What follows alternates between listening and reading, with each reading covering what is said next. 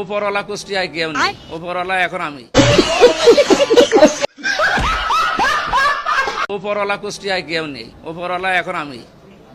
উনি যা মন চাই বলে বলেন। দয়ার মালিক কে? উপরওয়ালা কে? উপরওয়ালা আল্লাহ। আমরা উপরওয়ালা বলতে কাকে বুঝি? উনি বলতেছে এখন আর কোন উপরওয়ালা নাই, উপরওয়ালা হলাম আমি।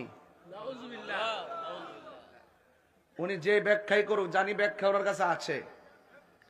যে শব্দগুলো সচরাচর প্রচলিত আল্লাহর ক্ষেত্রে, নবীর ক্ষেত্রে, যে শব্দগুলো বললে মানুষের মধ্যে চোখের পলকে নেগেটিভ সেন্স তৈরি হতে পারে, এই শব্দগুলো বলা থেকে বিরত থাকতে হবে। এই যে আমি আপনাদেরকে প্রথম বলেছি উপরওয়ালাকে, তা আপনারা বলেন আল্লাহ। তাহলে বোঝা গেল উপরওয়ালা শব্দটা আমাদের কাছে প্রচলিত, বহুল প্রচারিত। এটা আমরা আল্লাহকে বুঝি, ঠিক না?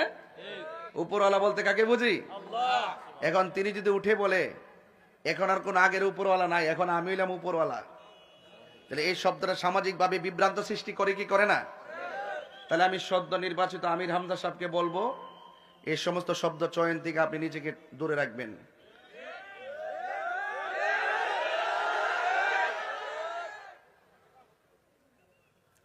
কারণ যেহেতু বিগত দিনে অনেক শব্দ চয়ন আপনি সমালোচিত হয়েছেন, এখন যেহেতু সমাজের দায়িত্ব নিয়েছেন, তাহলে অবশ্যই শব্দ চয়নের ক্ষেত্রে সাবধানতা অবলম্বন করতে হবে। কথা বলেন ঠিক কিনা? সকল প্রশংসার মালিক কে? আল্লাহ। সকল জাহানের রব কে? আল্লাহ। উপরওয়ালা কে? আল্লাহ। এই তো আপনারা উত্তর দিতেছেন, আল্লাহ আল্লাহ বলতেছেন, বোঝা গেল এগুলো বহুল প্রচলিত ওয়ার্ড। যাই হোক, আমি যেহেতু বয়সে বড়, শাসন তো করতে পারি, এটা ভুল হলে তো ধরাই দিতে পারি, পারি কি না বলেন? আমি সবসময় সার্বভৌমত্ব সুরক্ষায় কথা বলি, দেশের পক্ষে কথা বলি, ধর্মের পক্ষে কথা বলি।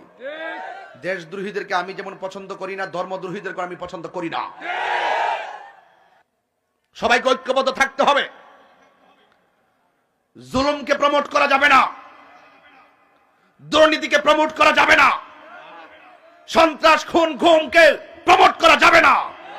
সমাজের প্রত্যেকটা মানুষকে ঐক্যবদ্ধ থাকতে হবে। দেশের বিরুদ্ধে ষড়যন্ত্র হলে দেশের মানুষের অধিকারকে খর্ব করার জন্য কেউ যদি অপচেষ্টা করে, জনগণ ঐক্যবদ্ধভাবে অপশক্তিকে ডিলেট করে দিতে হবে, শান্তি প্রতিষ্ঠা করতে হবে। কথা বলেন ঠিক না?